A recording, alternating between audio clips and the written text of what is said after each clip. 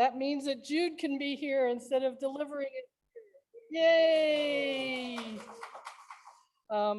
We are talking to you and hope that everything goes right. So let me give you some welcoming words.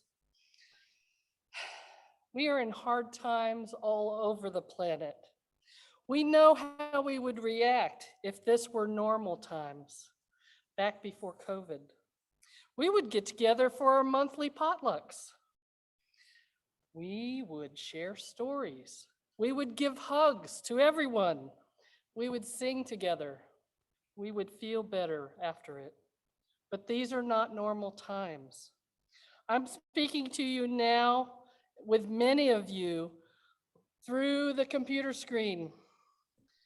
We have a few people here in the sanctuary, but only a few. And those that do have to stand 6 feet apart.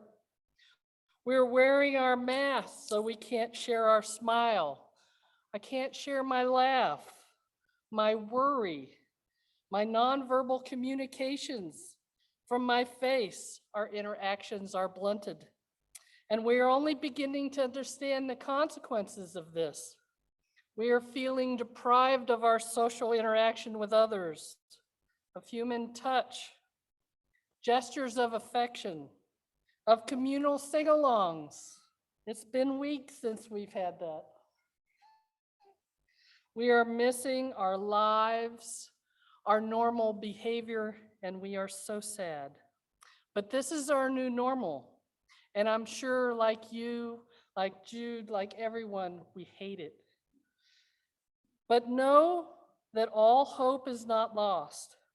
Know that you are missed. You matter to us. We come together today via Zoom in this sanctuary because we care. So take this opportunity to chat with others, especially after the service. Call people, write people. Try to get connected somehow, because social connections are important to your well-being. They are important to my well-being. Call a friend, talk to Zoom, hug yourself, because you matter. You matter to me, you matter to these people, you matter to us as a community. You are enough. Our volunteers today are numerous. The sanctuary greeters are Bonnie and Ernie. The flowers are Marge. I don't know if you can see them on one of them. They're still here from last week, yay. The media, Warren is back there in his little corner. And Becky is over here with the flat screen TV. We have a musician at the piano, Annie DeTora. Yay! Our stage producer is Annette. Annette, thank you very much. You make this happen. And Jude's not here today. She's here instead of there, but we would. Now the chat, now let's go with announcements. The chat box is available for announcements, and please let us know if there are any church level announcements.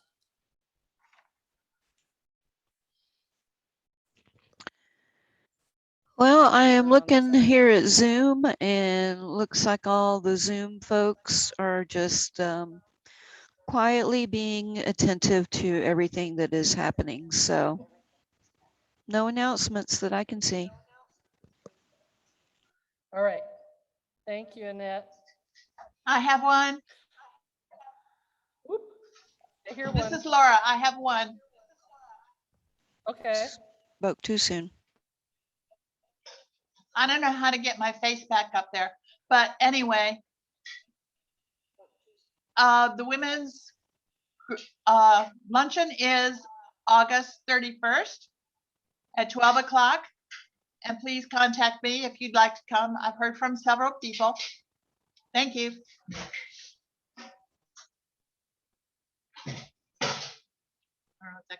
Up there.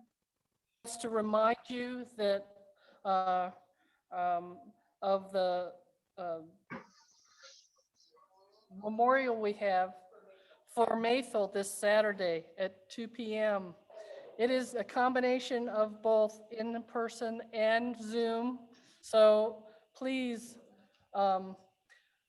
Zoom in if you can't make it here to the sanctuary. If you haven't already done so, which I think we probably have, this is a good time to mute your cell phones, mute your microphone on Zoom, which looks like it's all being done. Our fellowship is a light for liberal religion in the mountains that values the diversity and the richness it brings to our community. Our celebrations of diversity are reflected in the variety of our Sunday services. We hope today's service enriches your journey. While I'm sure I don't need to give him an introduction, he did send me his latest bio. I realize that I have been presenting to him for, gosh, over 10 years. And I had to go and talk to him and say, I don't think this is probably where you are right now. Let's talk and update it. So he sent me an updated version. Reverend Tom Tyre has been a student of Buddhism and yoga for over 40 years and finds that these practices have continued to shape his life. It's a job that's never finished, he says. He's the director of the Ubuntu Choir of the Great Smoky Mountains, a fiddler, a guitar player who enjoys composing choral music for the Ubuntu choirs all over the globe. He formerly worked as for UUA to help congregations find a good match. He will be delivering the opening words for our service today. He will be back with his message, but right now I'd like to welcome Tom Tyre.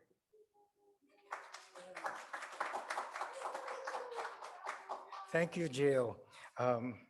Yes, I did work for the UUA, and I did help congregations all around, mostly in the United States. Well, no, totally. Even though my territory was also the Caribbean, I never got to go there. I think someone else went to the Virgin Islands once, but it was somebody from Boston instead of instead of me. So, and I would help them find a perfect match in a minister. Well, the perfect match was never really quite achieved, just like it can't be. But it was quite interesting to work in that program, and I learned a lot about Unitarian Universalism doing that. The opening words that I have today are a poem by Rumi. And I would imagine you might have already heard this, but it just seemed so appropriate for the topic today, I couldn't not do it. It's called The Guest House. This being human is a guest house. Every morning, a new arrival, a joy, a depression, a meanness, some momentary awareness comes as an unexpected visitor. Welcome and entertain them all, even if they're a crowd of sorrows who violently sweep through your house and sweep it empty of its furniture. Still, treat each guest honorably. He may be clearing you out for some new delight. The dark thought, the shame, the malice, meet them at the door laughing and invite them in. Be grateful for whoever comes, because each has been sent as a guide from the beyond.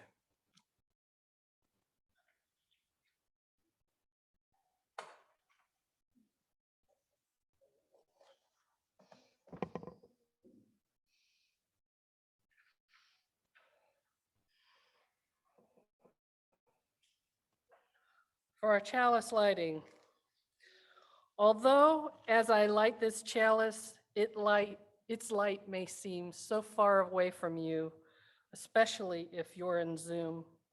But know that in our beloved sanctuary here in Franklin, it burns. Know that it burns in a place that you supported. You've cleaned it. You've cooked in it. You've stood in the sanctuary. You've ridden the elevator down to Sanctuary Hall, our celebration hall. Its light means that our congregation is still alive, still trying to light the faith of our community. We still pledge ourselves in our community to be the bearers of that light to others, even if it's just a picture on the computer screen. Know that it is happening in our hearts, and it's happening for real here in the sanctuary.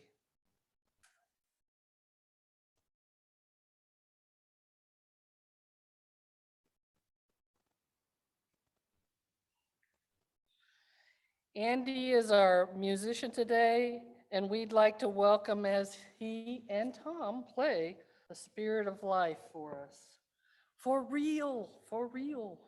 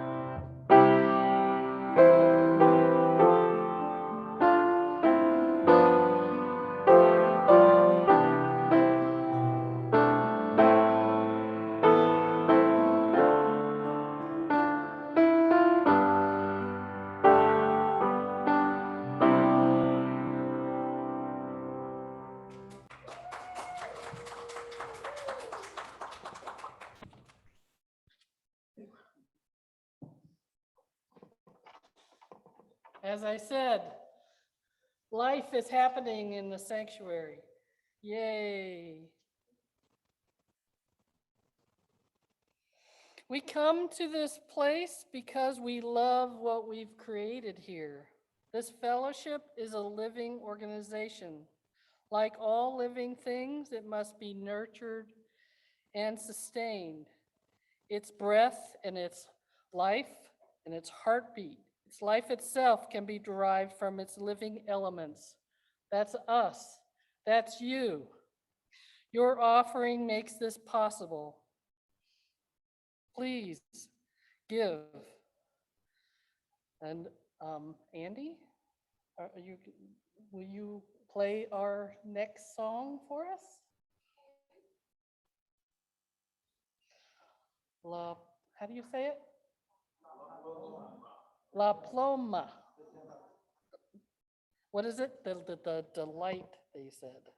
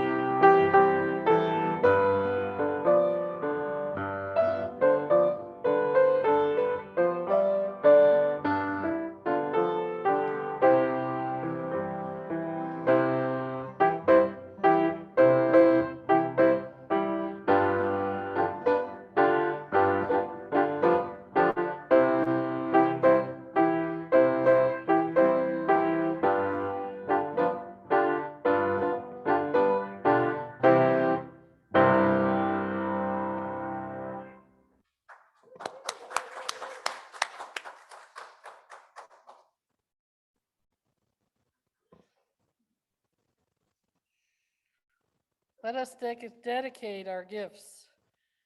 And please join with me after.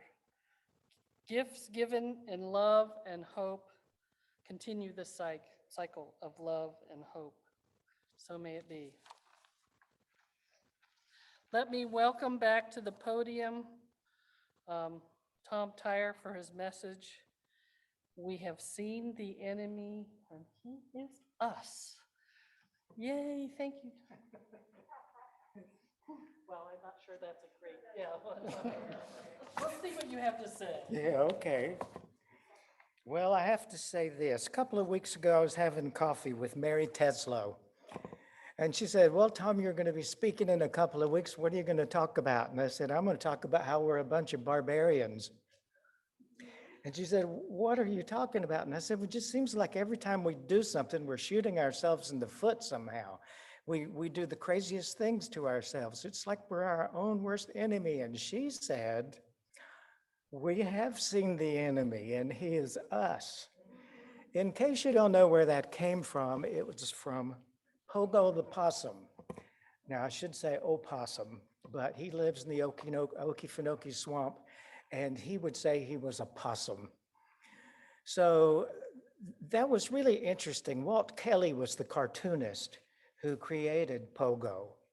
And he took that phrase from a quote that happened during the War of 1812. There was a battle of Lake Erie. And what happened was it was a fierce battle. After the battle was over, Commander Oliver was reporting in to tell what happened so people would know the outcome of this fierce battle that happened between the British and the American ships.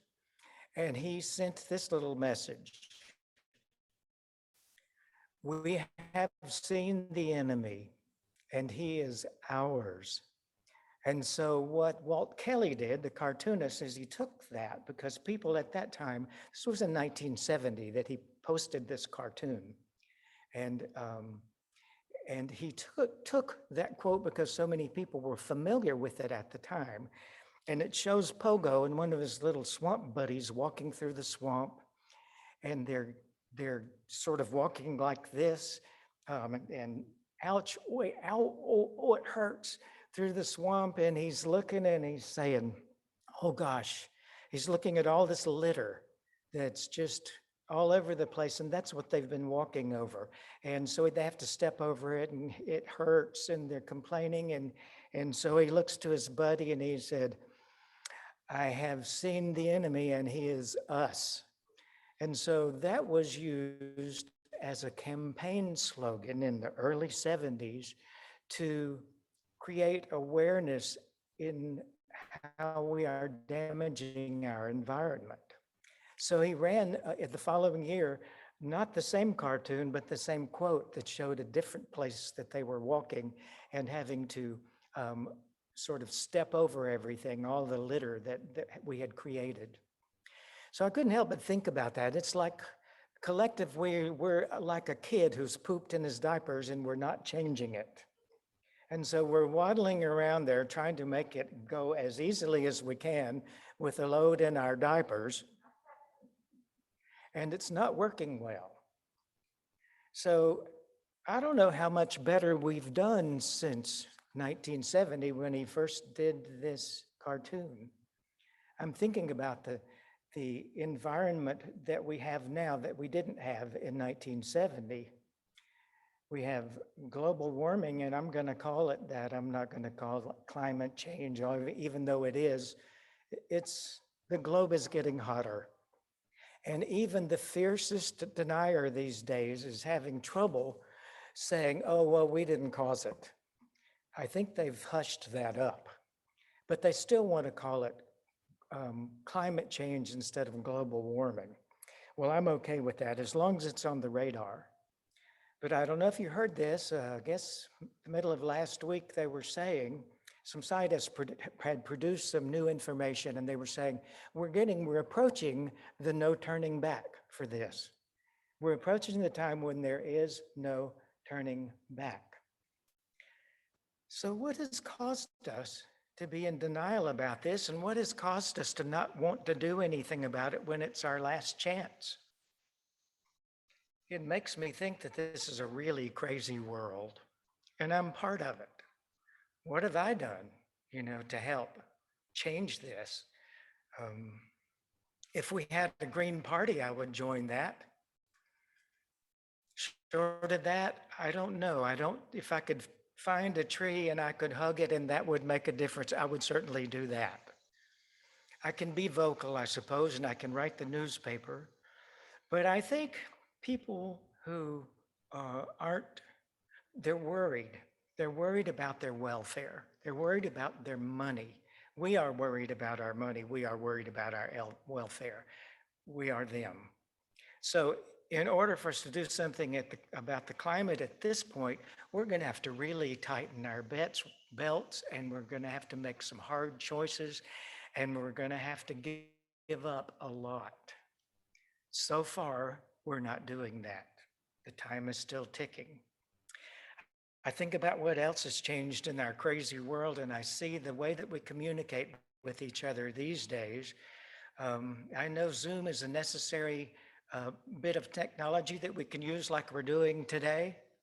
I had the great misfortune of being part of a Zoom conference that went on for an entire weekend, and I was burned completely out at the end of it. I can't tell you what happened in the last half. I was just staring at a computer screen. I don't think I was drooling, but I could have been. And then I think about, well, we don't really talk very well to each other these days because we have text, and that's easier. We don't actually have to press the call button because that would create a longer conversation, I guess. So we send texts. Andy and I were talking yesterday. We remember how when we were younger, how valuable a long distance telephone call was. That was a special occasion. We didn't dress up for it or anything, but it was a special occasion. You had to really think about it before you made a long distance call because it cost more. And now that it's free, we still don't call. We might text. We have tons of friends on Facebook. I think I have 80 something, but I can't tell you who they are or how I got them. I do read people's Facebook postings, and that's interesting, but I seldom post anything about myself. I don't think you really want to know what I had for breakfast. And then I look at our national catastrophe, the one that we had on December 6th, when a lot of people dressed up like members of that old musical group. Oh, what was the name of it? I'm drawing a blank on it now. Oh, the Village People. Thank you. So we had all these people dressed up like members of the Village People invading Washington. And I looked at that and I thought, how can this be happening? How crazy do we have to get? And we're still debating about whether it was a good thing or a bad thing, depending on who you talk to. Now, if you talk to Donald Trump, he said it was a love fest. I can't quite see it that way myself. I think there were a lot of misguided people who were in on that. And it makes me see that also, when computers were first getting popular, they ushered in a new information age. Wasn't it a wonderful thing? And yes, it was. And now we've also ushered in the misinformation age. Because if you have an opinion, you can go on the internet and find someone who will state that opinion back to you very clearly and very strongly, and you can feel right. We go to the internet for anything. There are people who have sex lives on the internet. It is a strange world, but you know what? It has always been a strange world. It has never been a not so strange world. It's just the strangeness that has changed. And so here we are, living on a planet that we're choking. We have nuclear weapons piled up so high in warehouses that we can't really store them all safely, and a lot of those weapons are in the hands of madmen. What have we done? Where will this lead to? How will it end? How do you not get totally crazy thinking of this stuff? We can try to put it aside, but that's going to mean you can't watch the TV news anymore, or get your news on the internet, or however you choose to get it. Just not going to be able to do that because that's going to trigger the same stuff. How many of you wake up at 3 o'clock in the morning and instead of having worried thoughts, you're happy and joyous? No, that's not what we have at 3 in the morning. We wake up and we go, oh my God. And whatever the current thing that you woke up with at 3 in the morning is going to be something that you work over a little while before you go back to sleep. And so we don't really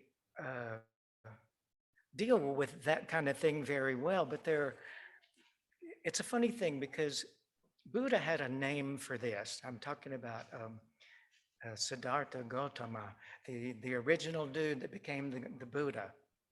He said, all these things, all this self-talk that we do and all of this worry that we come up with, he called it papancha. Papancha, he had a name for it. What it is really modern Buddhists will call that running a storyline. So you wake up and you go, oh my God, I haven't heard from my granddaughter in a month. I wonder if she's okay. Gosh, I hope she's not sick. I hope she doesn't have COVID. I hope she's not been kidnapped. I hope she's not joined some kind of weird cult.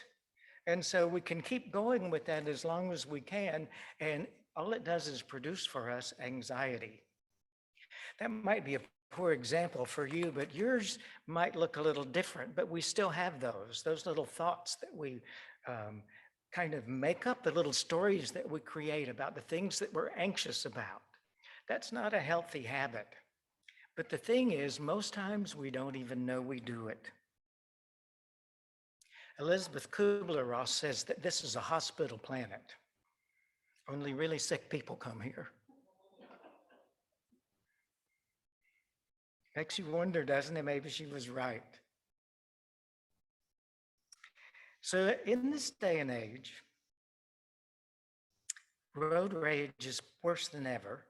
Did you ever hear about road rage 10 years ago? Probably not much if you did. You see people who go to school board meetings and they're so attached to their opinions on almost any topic these days, but currently masks are the big one. But they get so upset and defensive over this that they are willing to have a physical fight at the school board meeting over their opinion. How crazy is that? I can't say much. I love my opinions too. I love them too much. Some years ago, I had worked really hard on a project that I was working on for the Southwestern Commission, which is an organization that works on projects in the 7 western counties in North Carolina. And I had worked for weeks on this thing. It was a computer, actually it was an Excel program that I had been asked to create to show the people in the field what their progress was like in achieving their results. Okay, sounds exciting, doesn't it? So anyway, I brought it to the meeting when I was supposed to, and I laid it on the table, and it was just a lot of labor on my part because I had to learn how to use Excel first and then make it apply to the project that we were doing. And so I had invested all of this time in it, but you know what I also invested in it? Was my emotional attachment to it. And so at the meeting, when all these people started wanting to make changes in this program that I had worked so hard, instead of taking the attitude of being Mr. Laid Back Tom here and say, oh yes, please, I welcome your feedback.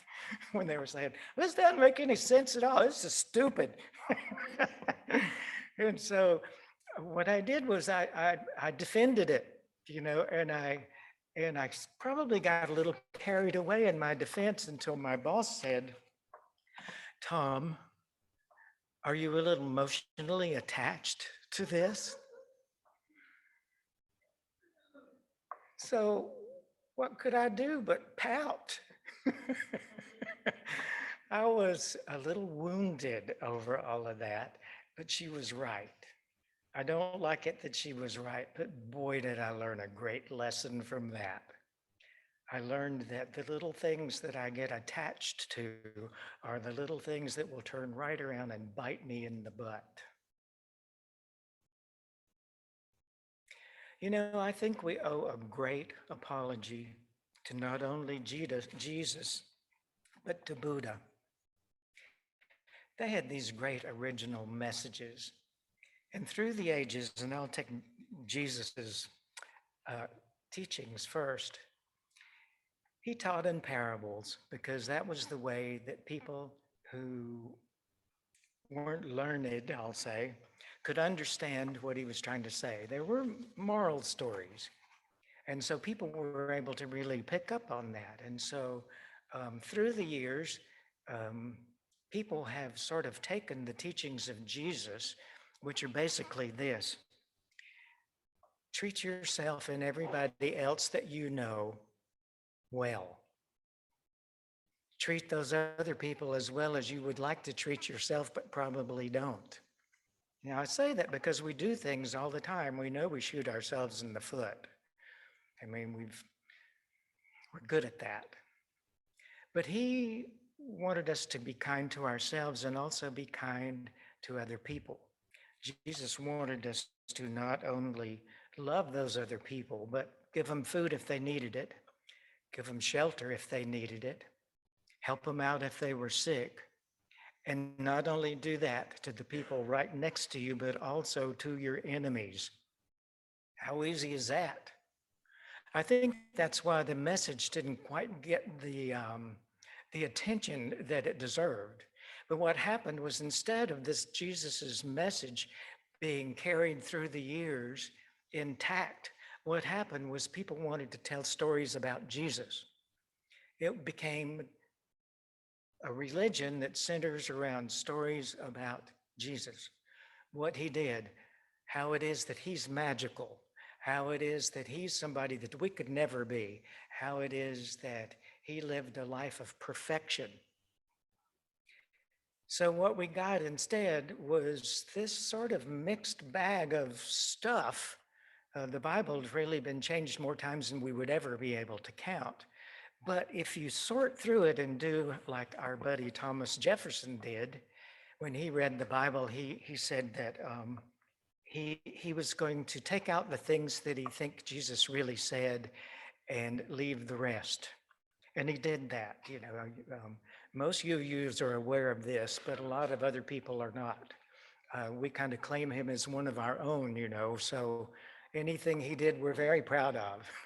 So here he did this exercise in gleaning the teachings of Jesus out of the Bible at his time, and he called it separating the diamonds from the dung heap. Needless to say, he did not publish this until he was out of political life. He waited until he was long in the tooth before he showed anybody this stuff, because he knew it would be so controversial. But you know what? He was right. We're not really interested in following the teachings of Jesus. We might give it some lip service. But there are people who can name every book in the Bible, like I had to learn to do when I was in vacation Bible school. They can tell you all of the begats.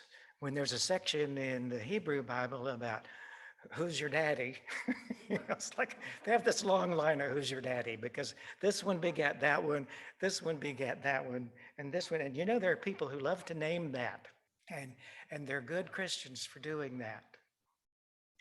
Now, I don't mean to be so critical of it, because that's probably a really good thing. And regretfully, that's sort of how I do Buddhism. I'm very interested in Buddhism. I love it. I'm intoxicated by it sometimes. But it's actually doing what Buddha suggested. I'm not so good at that. I have a friend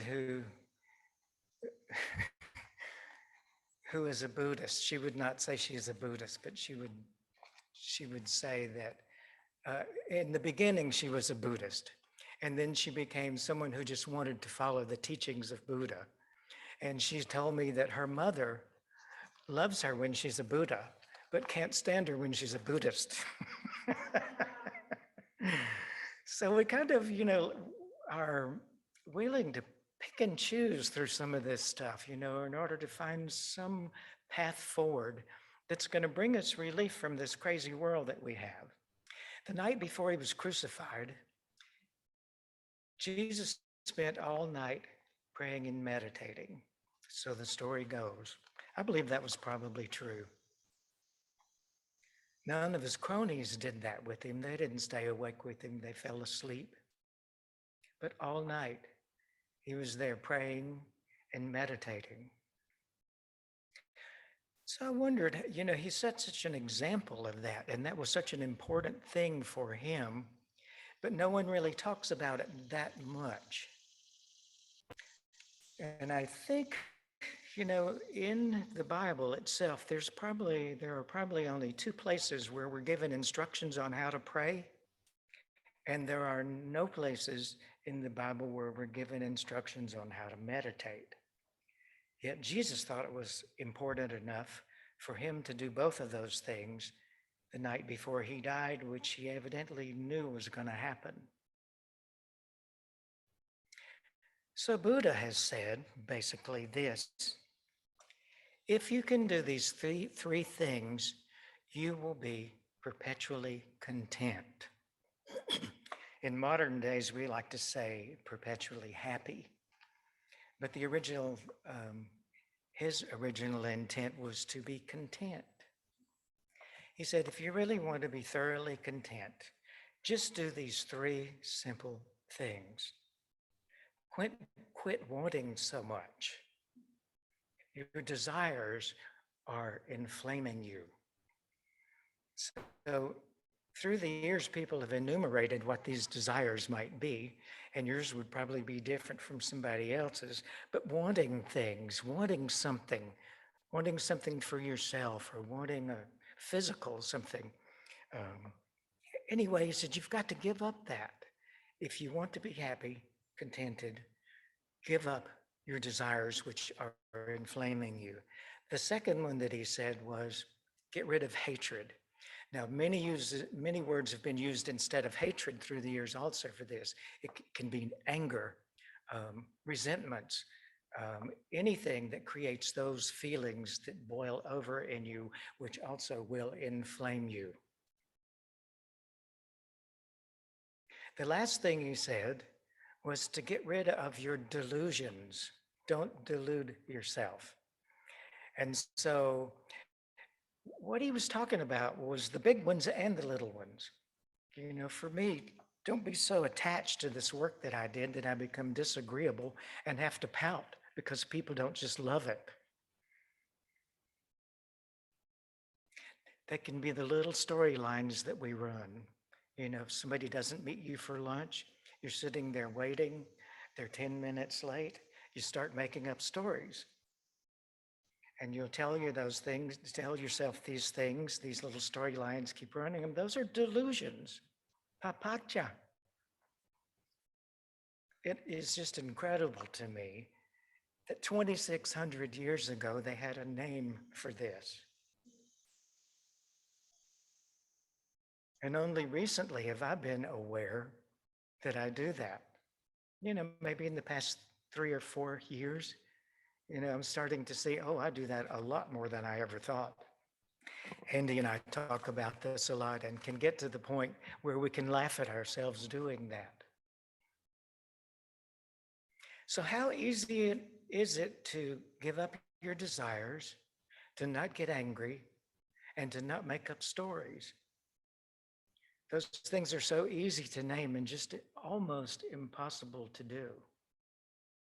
But what they did was they laid out a strategic plan, a step-by-step plan to help people do that. And it's still there today, and it's still intact. It might have changed some. The words have changed that we use to talk about it, but the path is still there if we look at it. One of the first things, if you become a student of meditation, and James Thurman calls it people who are trying to learn to meditate or want to, he calls those people psychonauts. You know, astronauts are people out in space, aquanauts are in the water, psychonauts are the people going inside their head a little deeper. So one of the first things that they suggest, particularly in Buddhism, is that you learn how to have a one-pointed or a single-pointed focus when you're meditating. And so what that means is how do you cut off that internal chatter? You know, those discursive thoughts. When you were probably 3 years old and learning to speak, you didn't really formulate words in your head to describe what was going on in your life like we do as adults. You know, we're always talking to ourselves and it's very rapid. You can think those words much faster than you can say them, and they never stop. And so what this exercise, this being learning to do a one-pointed focus in your meditation, is to learn how to make that better for yourself. Teach yourself how to have times when that's not running your life. And so there are different techniques. When Buddha started his own real path, he left home, this luxury palace that he lived in, and became a yogi. Starved himself because he thought that he would be able to become enlightened if he did that. That didn't work. And so he eventually, on his own, sat down, but not after spending some years with a lot of teachers as a yogi, but sat down and didn't get up until he was enlightened. So that's a pretty big trick to pull off, I think. But for us, if we can learn how to calm the inner chatter, then we should be able to become more content. A couple of ways to do that. Traditionally in Buddhism, most schools of Buddhism want you to focus on your breath. But there are other techniques that are good too. When I was going through a particularly stressful period a couple of years ago, I could not focus on my breath. That just was not working for me. And so I had to back up a step and do something that I had learned through my yoga practice for years, and that was to use a mantra, to be able to focus on that and be able to recite this in my mind as I meditated and really look at what the words meant. And so the mantra that I chose was actually created by a woman named Therese Jacobs, who was a Buddhist scholar. And so the first thing, there are four things that she included in this. The first was, may I be peaceful and content. And to think about what that would really mean, how would that be? The second one was, may I be free from mental torment, safe from within and without. Meaning you don't create the stuff in your head to get all worried about, nor do you buy it when someone else is being, let's say, rude or mean to you, so that you're not going to be mentally tormented because of that. The third one was, may I be healthy and strong. And so I really thought about this one a lot because I'm not always healthy. Sometimes I'm less than healthy. So I think about what that could mean. I want to be as healthy as I am with the body that I've got. I want to be able to take care of this body that I have, even though there are things wrong with it. I want to be as strong as I can be with the body that I've got. I want to do the best I can with what I've got. So I was able to get to that instead of my first look at that. I want to be healthy and strong would mean not have anything wrong with me, be in perfect health all the time, and be able to jump tall buildings in a single bound. I seldom do that. The very last one that she said in this mantra to use, what it was, may I be at ease in this life. May I be at ease in this life. And so for 2 years, I sat with that mantra because, like I said, I was just I was needing it. So for 2 years, every time I sat down to meditate, and I have to say, I am not the poster boy for meditation. I'm a backslider when it comes to meditating because I skip a day every once in a while because things are too important for me to get peaceful. So I look at that, and I have the choice of beating myself up over that, or I can go, well, that's how people do. I'm not the only one who's a backslider. I'm not the only one who wants to be a meditator and doesn't meditate every day. So why do I think I should be that person? So it's been a wonderful thing for me to deal with. I've learned so much from the 2 years that I have done this mantra. It's been incredible. If you want me to send or give you a copy of that, I'll be glad to. I don't know if it would work as well for you as it worked for me, but it sure did make a difference. And if I do that, I am changed. May not be a big change, but when we start as meditators, we really want to be enlightened in probably a day and a half, 2 days at the most. When really it's an ongoing process that never stops. It never stops. And it's this great little combination of being realistic about yourself, not thinking you're going to be able to be a superhero who leaps those buildings in single bounds, not be so attached to your opinions, be able to pay attention to other people, give them the courtesy of listening to them while they talk instead of you thinking about what you're going to say when they finally shut up. We all do those things sometimes. So I guess the message that I want to say today is there are ways we can be happy in spite of what goes on around us, how crazy this world gets. It has always been crazy. It'll never be anything but crazy. Maybe we'll have a successful Earth Day when we can pat ourselves on the back and say, you know what? It's becoming less polluted. Yay for us. But we'd better act quick. Thank you.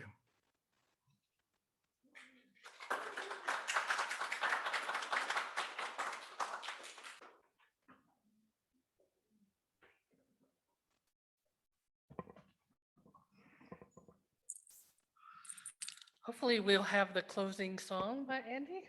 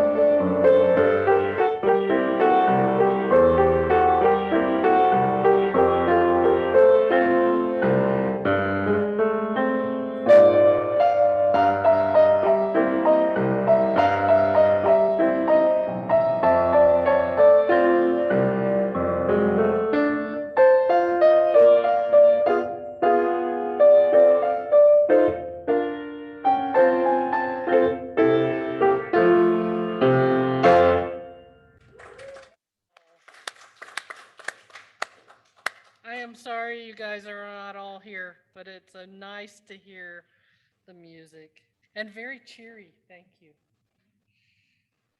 A pebble cast into a pond causes ripples that spread in all directions.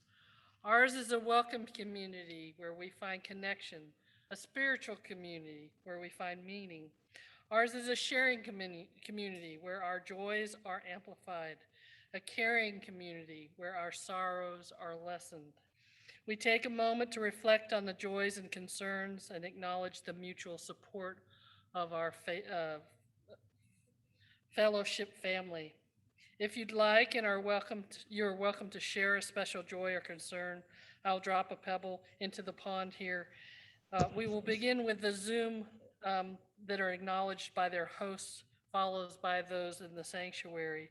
You, um, Before I started, though, I want to mention that I, like you, have been watching Ida come ashore in New Orleans exactly 16 years after Katrina, with dread and sorrow and concern and all sorts of human emotions in my mind. I went to LSU, so it is particularly, I have friends in New Orleans, so it really hurts me to see that that's happening. And so I'd like to put a rock or two, one for their safety and one for our nation. So Annette, will you Great. moderate what's happening in the Yep. section on Zoom? Okay, I'm starting on our top row here. Selma, go ahead and unmute yourself. Oh, I have a wonderful joy. The other evening, my son called me and he said, hello, I didn't call to talk to you. I just called because I wanted to say one thing to you. I wanted to say how much I love you. And I went to pieces. He said, no, I don't want to talk to you. I just called to say how much I love you. Oh, And this is from a grown man. He's 70. He's over 70. And he called to say, tell me how much he loved me, his mother. This to me was the greatest joy I could have had. This was the oh, earliest birthday present I could ever have. oh my gosh. Oh my gosh, that was really beautiful. And Selma, I'm going to tell you as your friend that I love you too. And I'm always so grateful to see you here with us. So thank you so much for I sharing thought I that. would share that with everyone because it was just so Yeah, wonderful. that was beautiful. I'm going to go to the second row. Looks like Penny. Go ahead and unmute yourself, Penny.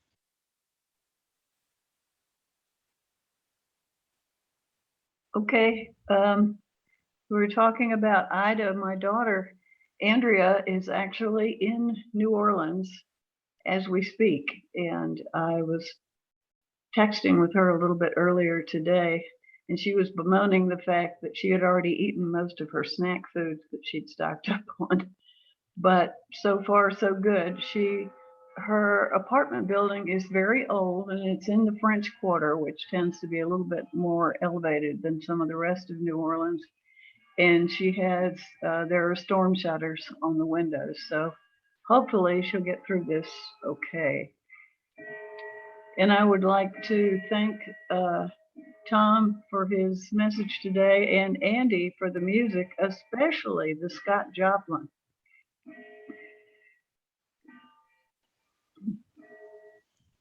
Thank you so much, Penny. Looks like go ahead and unmute yourself there, John. Yes, good morning. Just wanted to tell everybody that we had a wonderful lunch this week with Mike Holland and Gene Brown, and they sent their best wishes to everyone.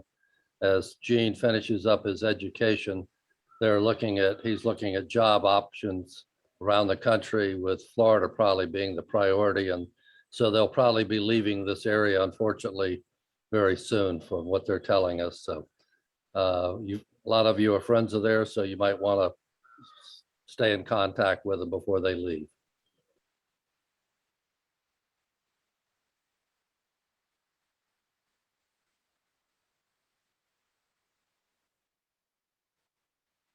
Okay. Look, did Olga or Sandy and Dawn, did y'all have anything else? Nobody? No? Going once? Going twice? Oh, Olga's got her hand up. Olga, go right ahead and unmute yourself, please. I just want to say to Penny, because we survived Hurricane Andrew right on over our house. And after the hurricane, a study found that the older the houses, the better they remained, until a certain period, like when they started building the subdivisions, that's when the construction really was so poor. So if that's any comfort, and I pray that that would be for your daughter too, that those French Quarter buildings have been there many, many years. And I pray that it remains. And once you're through a hurricane, even if it's miles and miles away, I get glued to it. And it's like, yeah, it's the anxiety story that is hard to turn off. For real. Did anybody else here on Zoom have any joy or concern, anything like that? Looks like Don's got his hand up. Come on down, Don.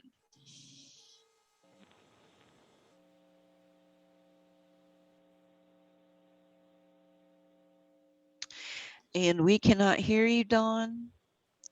This is awkward. Can you hear me now? Yes, we can. Thank you. Go right ahead. I just wanted to thank Annette for changing our name on the screen to Sandy and Don. As opposed to last night, during game night, she changed our name to the Cheaters. They were, no, listen, let's be honest, Dawn. It wasn't the Cheaters. It was Giant Cheaters. Yes, because they are. That y'all should all join us on game night and be careful. Olga's going to back me up. Go ahead and unmute there, Olga. Yeah, that's what I was going to say. There were two of them, so they were not just plain cheaters, they were giant cheaters. But I really encourage everyone here to come and join us on game night. We have a great time. It's been like my Saturday night date for a year and more now. And as a retired school psychologist, I can say that these games really, really help us, people who are a little bit mature, to keep our brains going. So it's not about winning, it's about learning, and it's about socializing.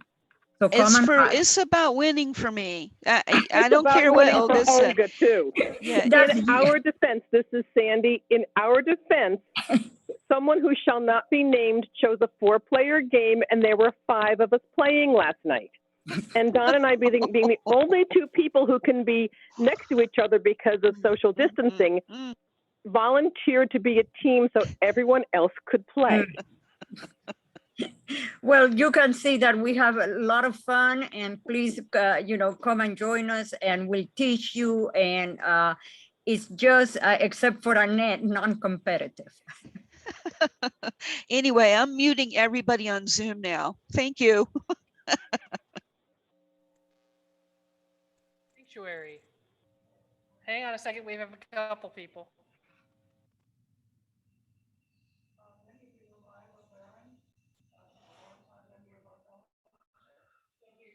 Can you hear me now? Yes. Do you know Milo Barron? He's a longtime member of our fellowship. His wife Patty died over a week ago. Oh no. And there's a most beautiful, moving obituary that I've ever read, and I know Milo must have written it in the Franklin Press this week about Patty. I knew her. She was active in League of Women Voters, and she came here once in a while. But if you knew Milo, it might be nice to reach out to him. And if you happen to see the Franklin Press, you might look at Milo obituary for Patty. They can't hear me. I can hear. Oh, they still can't hear? Oh, okay. So Milo's wife passed, and there is a wonderful obituary in the Franklin Press. Yes. on Wednesday. And Marge thinks that Milo wrote it because it's so beautiful and she recommends you check it out. And if so, if you are so inclined, please give him a call. He's probably feeling down.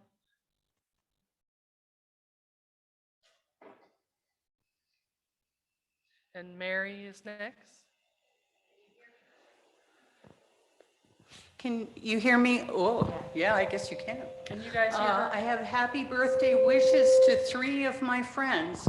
I have my friend Karen Willis, who's joining us from Murphy, and she had her 30th birthday just recently. Hey, there she is. Yay, Karen. We're so glad you visited with us today. And dear Jill has a birthday tomorrow. I do. I have something else to talk about that. Yes. Yes, exactly. And our dear Selma turns 90 on Friday. Wow. So lots of wonderful birthdays right around this time. 2 happy birthdays. Yay. Who's this Saturday? Selma. Just, I Mine is never in a Warren's. million, just no Warren's way. is 90? Friday. I don't even, 4th. Gosh, we're just covered with Virgos. oh my gosh. 29 he's gonna be. Wow. Wow. Okay. He looks like a very young 29. Yeah. I thought Selma I was wanted to right mention around that, 29. in lieu of party, I have probably 400 or 500 Facebook friends. To your 90. I'll just leave you in the dust. And I was hoping to have a Zoom drop-in at 7 o'clock on my birthday and have it a party. And I was thinking of having a group version of Cards Against Humanity for my birthday party. So if you're around at 7 and on Facebook, I've sent my Zoom address. I've set up an appointment. So maybe I can have 400 people at mine. We'll see what happens. I doubt if that will happen. But please join me. I'll be 59 and I can retire at 59 and a half. So we'll see. I am probably the youngest person in here, but yeah, I may be able to retire. No bragging? Okay. So for all of the birthday boys and girls, birthdays, 4 of them at least. Anyone else? Warren has something, it looks like. Yes, I have a great joy that I am sitting out here with you, and from the original position of our sound and equipment area, You're not in the closet anymore? I've come out of the closet. You've come out of the closet. He's come out of the closet. Yay! Actually, we're sort of in the closet. We came out of the little prison in there that was That's still a closet. It was hot, stuffy, and Yep. you couldn't see, and you could only hear it. Today, it sounds fantastic because not because of anything, but I'm out. I don't have to rely on the monitor, and I need to mention that I had a lot of help doing this. That's wonderful. Bruce Brandsma, Ian Carson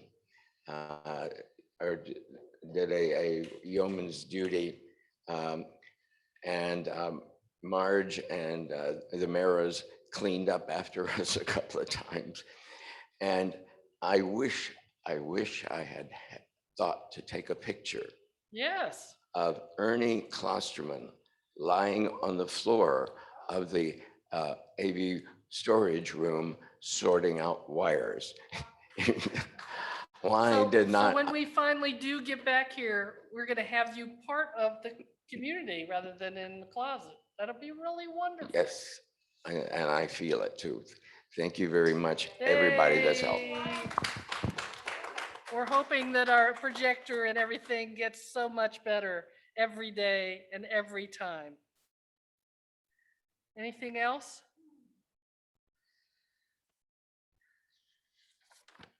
I have words here.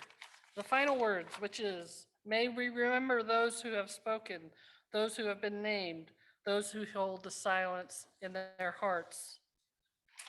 Our closing words are going to be from Tom. He's going to come up and give us them.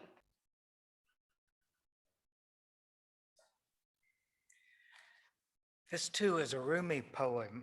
It's called Who Makes These Changes?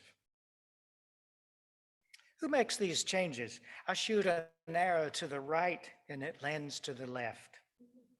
I ride after a deer and I find myself being chased by a hog. I plot to get what I want and end up in prison. I dig pits to trap other people and I fall in. I should be suspicious of what I want.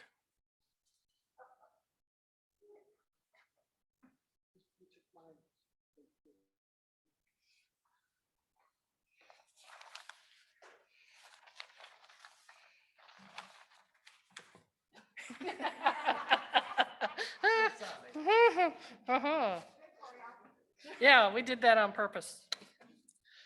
We extinguish this flame, but not the light of truth, the warmth of community, the fire of commitment.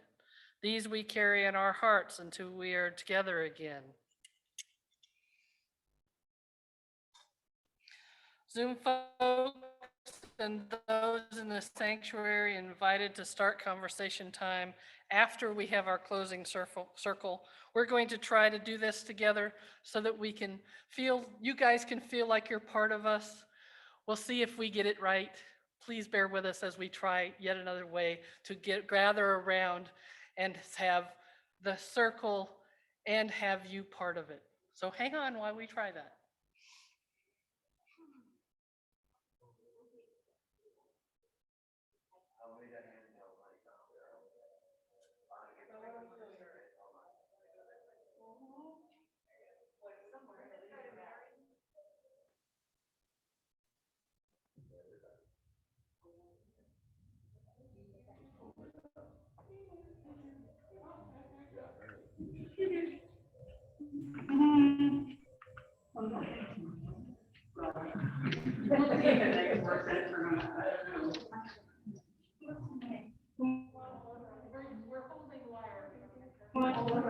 We're holding wire. That we're sharing here.